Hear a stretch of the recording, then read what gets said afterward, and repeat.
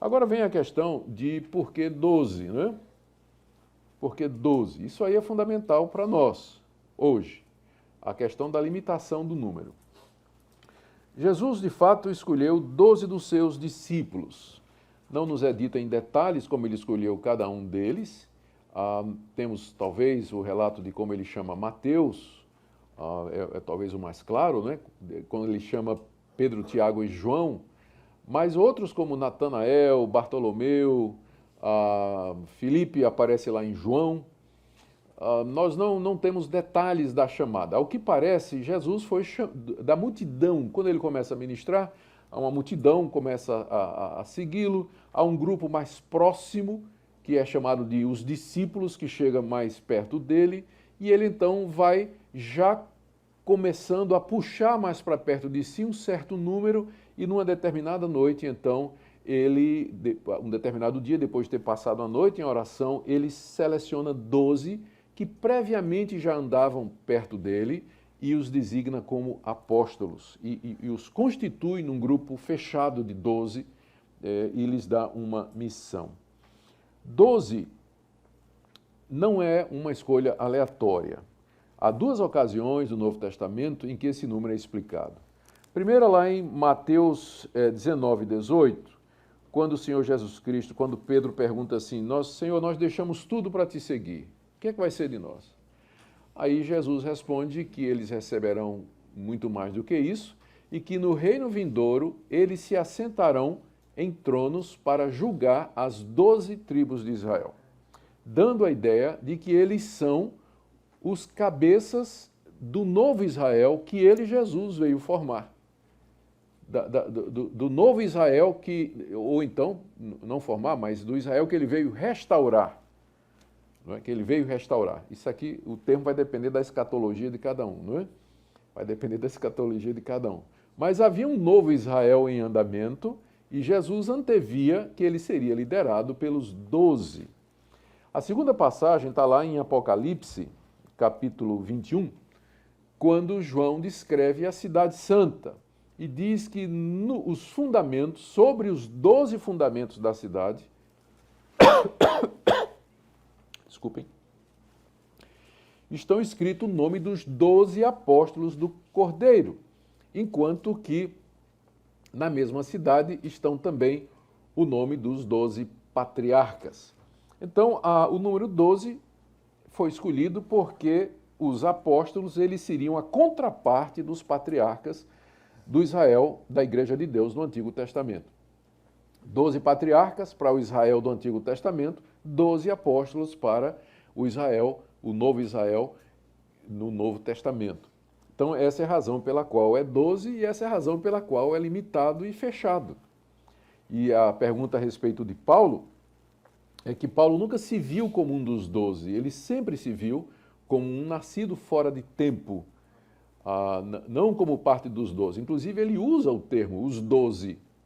1 Coríntios 15, ele se refere como sendo os 12, aquele grupo que foi escolhido, evidência de que ele não se considerava assim prejudicado de que ele seria o 12º, né? Mas ele via o grupo como um grupo já fechado e há um significado escatológico aí no número dos 12. Quando Jesus escolhe os 12, que seria então a liderança do novo Israel, da igreja, ele lhes dá uma missão. E essa missão dos 12, ela tem duas etapas, antes da ressurreição e depois da ressurreição. Antes da ressurreição, eles são designados para ir às vilas e povoados e anunciar a chegada do reino de Deus.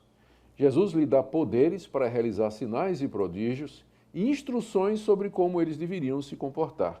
Não deveriam levar sustento, não deveriam levar roupa extra, deviam viver do que fosse dado e deveria, então, dar de graça aquilo que de graça eles receberam. Não deveriam ser mercenários. Deveriam pronunciar a bênção e a salvação a quem os aceitasse e a sua palavra, mas também a condenação daqueles que rejeitasse a sua palavra a ponto de sacudir o pó das sandálias. Você encontra essa descrição da tarefa deles nos 3 evangelhos, mas particularmente em Mateus 10, quando Jesus os manda em missão. Após a ressurreição de Cristo, essa missão é muito ampliada. Os 12, então, aqui já o 12º já não era mais Judas, era Matias. A missão deles, que Jesus começa a dar antes da ressurreição, mas consolida depois da ressurreição, a missão dos 12 seria primordialmente de serem testemunhas ao mundo da ressurreição. Eles foram as testemunhas oficiais apontadas por Cristo para testificarem da sua ressurreição ao mundo. A eles coube também o lançamento do fundamento da igreja, que era a interpretação autorizada da pessoa e da obra de Cristo. Os seus escritos seriam o registro desse fundamento, seriam inspirados, autorizados por Deus, revelação do próprio Deus para serem recebidos pela igreja para todos os tempos. Receberam poder para fazer sinais e prodígios extraordinários, como não faziam antes, inclusive, da ressurreição. Receberam poder para conceder o Espírito Santo às pessoas, desta forma demonstrando a chegada do reino de Deus nessa fase do Espírito Santo. E lhes foi dado, então, liderar a igreja nascente em Jerusalém. Eles se tornaram os líderes da igreja em Jerusalém. Essa foi a missão que eles receberam depois da ressurreição de Cristo. A conclusão a que nós chegamos, ao pensarmos na forma como eles foram escolhidos por Cristo, chamados pessoalmente pelo Cristo encarnado. O número de 12, que é um número fechado porque é simbólico e porque tem um significado e um referencial. A missão que eles receberam de testemunhas oculares da ressurreição, de lançar o fundamento da igreja, de produzir escritura, realizar sinais e prodígios extraordinários, conceder o Espírito Santo e liderar a igreja nascente, a conclusão que a gente chega é que é um grupo fechado e que não havia nenhuma pretensão da parte de Cristo de que depois dos 12, à exceção de Paulo, houvesse outros apóstolos, por causa da missão deles, do chamamento deles, do número, a maneira como eles foram chamados, as circunstâncias foram tais que hoje não há condição alguma de aparecer pessoas com o mesmo status ou na mesma condição daqueles 12 a quem Jesus nomeou. Né? Nós já estamos nos 47 do segundo tempo, né? E os apóstolos tiraram o centro do jogo, né? Eles começaram o jogo. Então, aparecer apóstolo hoje seria alguma coisa inconcebível em termos do que o Novo Testamento nos apresenta, do que seria o ministério apostólico ou o ofício dos apóstolos. E é claro, eu tenho que responder agora a respeito da figura do apóstolo Paulo. Paulo, ele se considera como um chamado fora do tempo. No livro de Atos, que alguns dizem que foi escrito para provar que os 12 eram somente aqueles que Jesus chamou, na verdade nós encontramos uma grande apologia em favor do apostolado de Paulo. O relato da conversão de Paulo, que coincide com o seu chamado apostólico, é repetido por Lucas 3 vezes, Atos 9, Atos 22 e em Atos 26. No primeiro, é um relato que Lucas faz da conversão e chamado de Paulo. Em em Atos 22, eu falei Lucas, né? Na verdade é Atos. Atos 22 e Atos 26 é o próprio Lucas, é o próprio Paulo que dá um relato da sua conversão. Os 3 relatos coincidem, dizem a mesma coisa, com algumas divergências significantes. Mas, em geral, todos eles dizem o seguinte, que o Cristo ressurreto apareceu a Paulo no caminho de Damasco, quando ele estava numa missão de procura e apreensão de cristãos para levá-los presos a Jerusalém, que o Cristo ressurreto o comissiona naquela data a ser sua testemunha entre os gentios e que o Cristo ressurreto lhe diz que ele vai sofrer muito no cumprimento dessa missão. Com isso, Paulo e os demais autores e o autor do livro de Atos entende que Paulo cumpre as condições para ser um apóstolo. Ele foi comissionado diretamente por Cristo. Aqui nós temos que fazer uma divisão, uma distinção entre aparição e visão. Visão é subjetiva. Se Paulo tivesse tido uma visão do Cristo ressurreto, somente ele teria percebido o fenômeno. Ninguém ao seu redor estaria vendo, porque isso se processaria dentro dele. Mas uma aparição, ela é objetiva, ela ocorre fora do indivíduo. E outros ao redor percebem. E todos os três relatos nos dizem que os que acompanhavam Paulo, mesmo sem entender e sem perceber direito, eles viram que alguma coisa estava acontecendo. Alguma coisa estava acontecendo. Portanto, não é uma visão que Paulo teve, mas Cristo aparece a ele no corpo da sua ressurreição, e o brilho é tal que o cega por 3 dias, e os outros não entendem absolutamente nada, provavelmente porque Jesus fala em hebraico, e só Paulo entendia hebraico ali, porque os demais eram servos do sumo sacerdote. Quem falava hebraico eram os rabinos apenas, aramaico era a língua do povo naquela época. Então, não era uma visão. Por que isso é importante? Porque nos relatos das biografias dos apóstolos modernos, eles vão dizer que tiveram uma visão de Cristo em que Cristo chama para ser apóstolo. Mas aí não é a mesma coisa de uma aparição do Cristo ressurreto. Paulo foi o último a quem Cristo apareceu. Como ele diz em 1 Coríntios 15, depois, por último de todos, apareceu também a mim. O que João, tempos depois, teve na ilha de Patmos, não foi uma aparição de Cristo, mas uma visão. Ele diz, fui levado em espírito. E ele teve uma visão de Cristo, não é uma aparição, uma manifestação física e pessoal de Cristo, descendo da glória no corpo da ressurreição. Ele fez isso para chamar Paulo, e isso constitui como apóstolo. Recebeu a missão, foi chamado pelo Cristo vivo, ressurreto, e designado para representá-lo entre os gentios. Essa é a razão pela qual ele foi chamado. Eu não tenho tempo aqui para mostrar a relutância dos 12 em cumprir a ordem de anunciar o evangelho ao mundo, é conhecido de todos. Ao que parece, eles entenderam que o ministério deles era entre os judeus e ficaram, com poucas exceções, Pedro, por exemplo, que saiu para Samaria e outros lugares, mas ficaram lotados em Jerusalém. E era urgente a missão gentílica. Paulo, então, é levantado por Deus como o 13º para executar aquela missão específica que não estava sendo realizada a contento pelos 12. E é por isso que ele, então, é levantado e designado por Deus. Ele era preparado para isso, era um judeu da dispersão, era um judeu familiarizado com os costumes gentílicos e ele tinha condição para isso. Os 12 reconheceram Paulo em igualdade de condição. Paulo participou do concílio de Jerusalém em Atos capítulo 15 e juntamente com os demais apóstolos assina a decisão e leva a decisão. Na segunda de Pedro, capítulo 3, Pedro, que era o líder da igreja de Jerusalém, reconhece que os escritos de Paulo são escritura, palavra de Deus.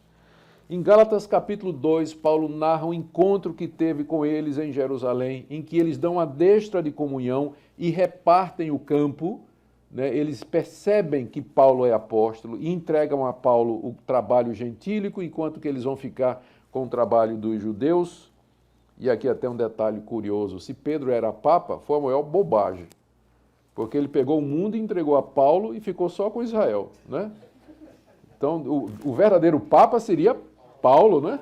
Porque ele é que ficou com o mundo e Pedro ficou com a circuncisão. E Paulo, por sua vez, ele via os 12 como um grupo fechado e distinto. Lá em 1 Coríntios 15, quando ele narra as aparições de Cristo depois da ressurreição, ele diz que ele finalmente apareceu aos 12 e, por último de todos, apareceu a mim. Então, ali é evidente que Paulo reconhece os 12 como um grupo distinto, próprio, fechado, único, exclusivo, ao qual ele não pertence. E aí ele diz que ele é como um nascido fora de tempo, mas que trabalhou mais do que todos eles, mas não ele, mas a graça de Deus. A graça de Deus.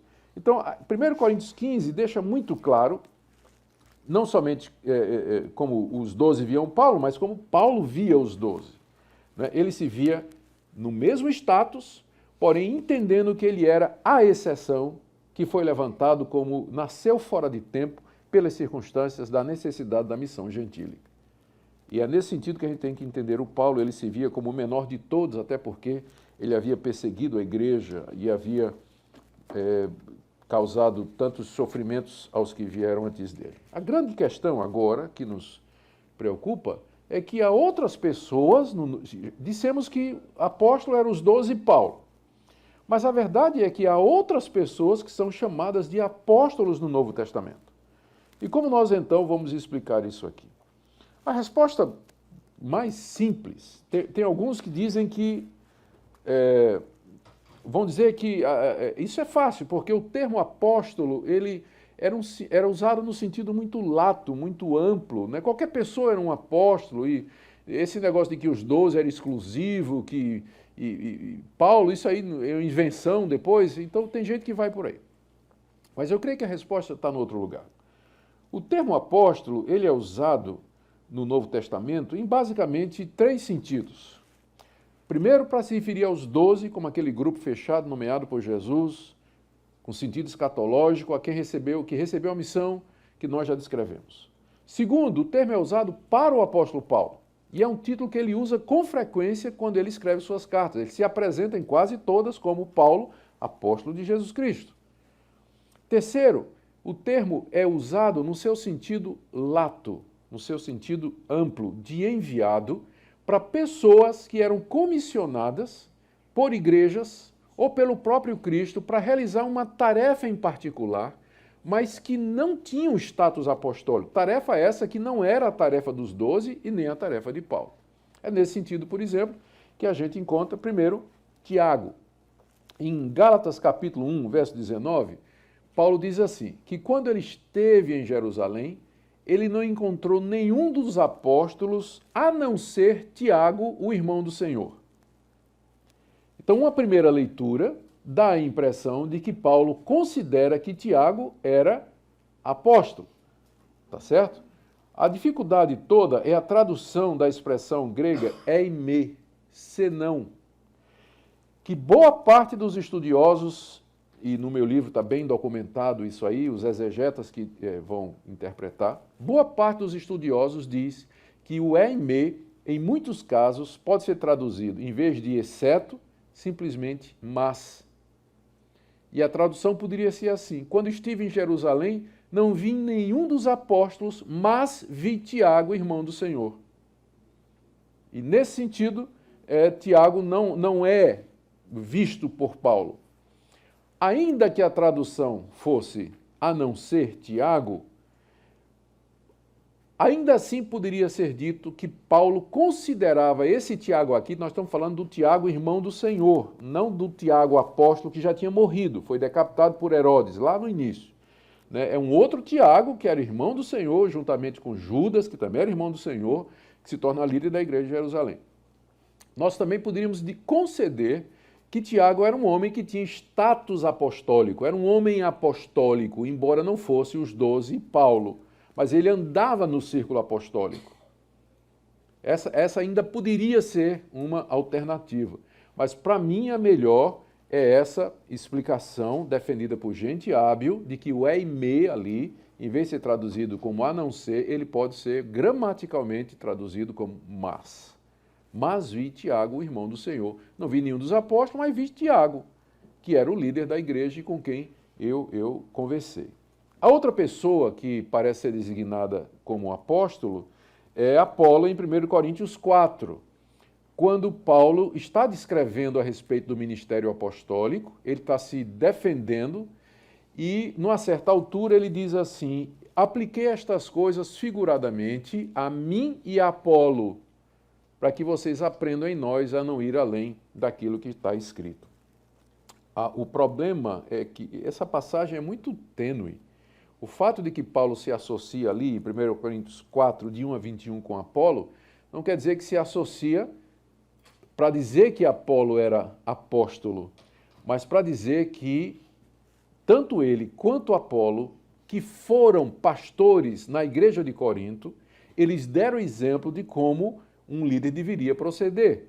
A relação de Apolo com os apóstolos, ela não é clara, em nenhum momento ele é chamado assim.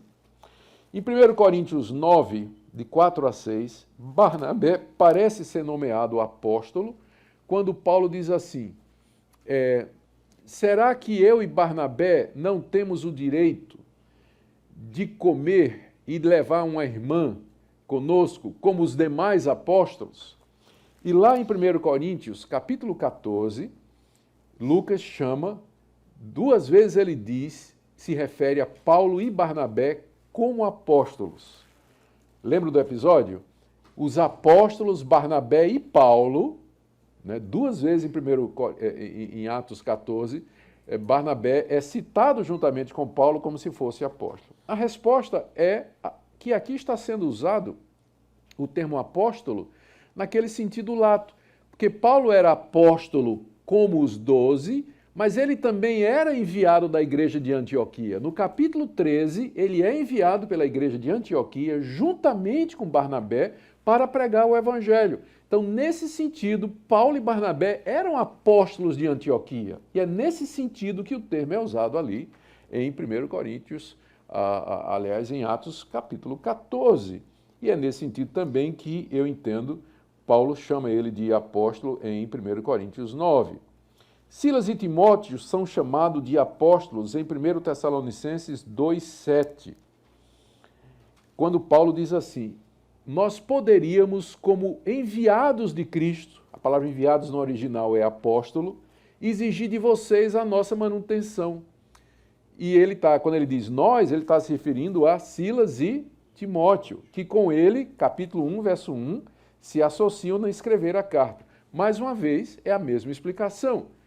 Silas, Timóteo e Paulo são chamados de apóstolos ali, não naquele sentido do ofício de apóstolo, mas de enviados para plantar aquela igreja em Tessalônica. Romanos 16:7 aparece a expressão dizendo que Andrônico e Júnias são notáveis entre os apóstolos. 3 problemas. Primeiro, o que apóstolo quer dizer ali?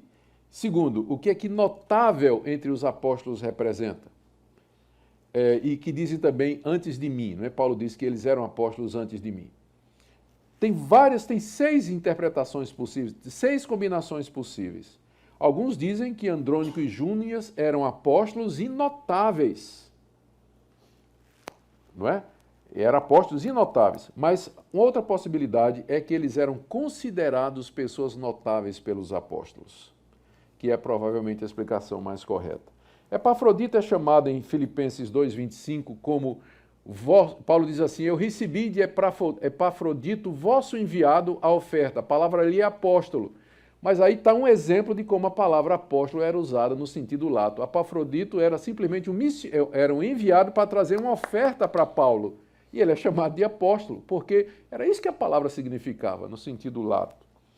E em 2 Coríntios 8:23, Paulo se refere a apóstolos das igrejas, que nada mais eram do que missionários que eram enviados para resolver ou para realizar determinadas funções.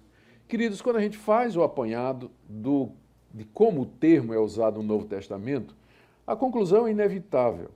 O termo apóstolo não é considerado como um dom espiritual, embora apareça nas listas de 1 Coríntios 12 e Efésios 4, mas descrevendo ministérios e funções que Deus deu primeiramente à igreja. A palavra descreve aqueles 12 apóstolos, discípulos de Cristo, que foram chamados porque 12 é um número específico, escatológico, para serem testemunhas da ressurreição, chamados pelo Cristo vivo, chamados de maneira pessoal, receberam poderes extraordinários, poder para escrever a Escritura.